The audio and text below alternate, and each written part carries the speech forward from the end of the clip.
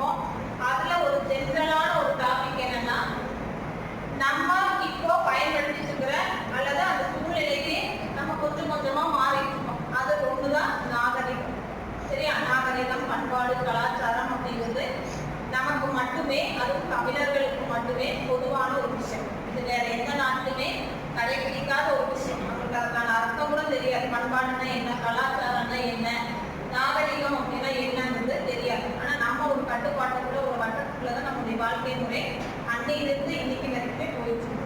அது இப்ப எப்படின்னு சொன்னா, அன்னைக்கு ஒரு கட்டுப்பாடு, குடும்பம்னா இப்படிதான் இருக்கணும், உறவுகள் அப்படின்னா இப்படிதான் இருக்கணும், எந்த ஒரு விஷயம் ஒரு குரூப்ல நடந்தாலுமே அங்க எல்லாருமே போய் கூட்டி நிற்பாங்க, எல்லாரும் சொந்த பந்தம் கலந்துக்குவாங்க. இன்னைக்கு அந்த உறவு முறைகள் எல்லாமே நம்மளுக்கு போயிடுச்சு. அன்னைக்கு இருந்த சூழ்நிலை வேற.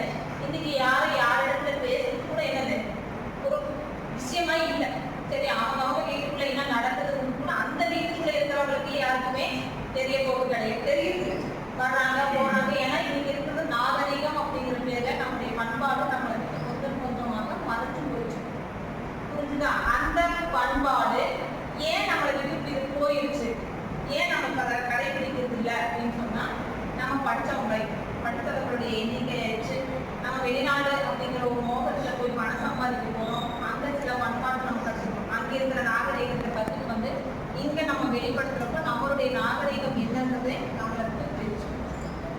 நாகரீகமே என்னன்னு தெரியாது, கலாச்சாரமே என்னன்னு தெரியாது, வாழ்க்கையில தொலைஞ்சு போனவங்க சிலரெல்லாம் இந்த வாழ்க்கையில சில கலாச்சாரத்தை கற்றுட்டு போறாங்க. இதுதான் வாழ்க்கையா, இதுதான் பண்பாடா, நம்ம இப்படிதான் இருக்கோமா அப்படிங்கிறது அவங்க தெரிஞ்சுட்டு போறாங்க. ஆனா நம்ம கிட்ட இருக்கிற கலாச்சாரத்தை நம்ம எதையுமே பயன்படுத்துறது கிடையாது.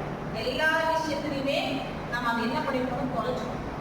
நமக்கு கலாச்சாரத்தை எடுத்து சொல்றதுக்கு நிறைய தமிழ் இலக்கிய புத்தகங்கள் புரிஞ்சுதான் நம்ம கிட்ட இல்லாத புத்தகமே கிடையாது. எல்லா விஷயத்திலுமே நம்முடைய வாழ்க்கை, தமிழ் அப்படின்னு சொன்னாலே நம்முடைய வாழ்க்கை முறை அத்தனையுமே நமக்கு எடுத்து சொல்ற விஷயங்கள் தான். புரிஞ்சுதா? நிறைய கோயில்கள் நம்ம கண்ணுக்கு முன்னாடியே இருக்கு. இத்தனை கோயில்களுமே வேற எந்த நாட்டிலுமே கிடையாது. நமக்கு முன்னோர்கள், நமக்கு மூதாதையர்கள் வாழ்ந்து விட்டுட்டு போன ஒரு பெரிய பொக்கிஷம் அப்படின்றது புத்தகம், அவங்க ஏற்படுத்திட்டு போன கோயில்கள் தான். எல்லாத்துக்குமே எதை பற்றி நமக்கு சொல்லுதுன்னா நாகரீகத்தை பற்றி தான் சொல்லுது. வாழ்க்கைன்னா இப்படிதான் நம்ம வாழ்க்கை, நம்முடைய வாழ்க்கையை கொண்டு போகணும் அப்படின்னு நமக்கு நிறைய விஷயத்தை சொல்லியிருக்காங்க. ஏன் நம்ம அதை மறந்துட்டோம்? ஒரு மோகம், பணம் சம்பாதிக்கணும் அப்படிங்கிற மோகம் மட்டும்தான் நமக்குள்ள இருக்குதே தவிர நம்ம கிட்ட எது கிடையாது. அந்த வாழ்க்கையை எப்படி சந்தோஷமா கொண்டு போகணும் விஷயமே கிடையாது. இன்னைக்கு உறவுகளுக்குள்ள நிறைய பிளவுகள் ஏற்படுறதுக்கு காரணம் என்னன்னா, ஆணாதிக்கம். சரியா? நான் சம்பாதிக்கிறேன், நீ சம்பாதிக்கிறேன் அப்படிங்கிற அந்த விஷயத்துலதான் நம்ம போட்டி போட்டு போயிருக்கோமே தவிர வாழ்க்கை என்பது இப்படிதான் இருக்கணும், இப்படி கொண்டு போனாதான் இந்த குடும்பம் நல்லா இருக்கும் அப்படின்றதும், சொந்த பந்தத்தோடலாம் எல்லா விஷயத்தையும் நம்ம கலந்து போகணும், இதெல்லாம் நமக்கு நாளைக்கு உதவியா இருப்பாங்க அப்படிங்கிற எந்த விஷயத்துலையும் எல்லாத்துலையுமே நம்ம விலகி போயிருக்கோம். எத்தனையோ கலைகள் நம்ம இருந்தது. இன்னைக்கு அந்த கலைகள் எல்லாம் நம்ம இருக்காங்க. காரணம் அதெல்லாமே நம்ம விட்டு போனதுக்காக நம்ம அதெல்லாம் மறந்துட்டோம்.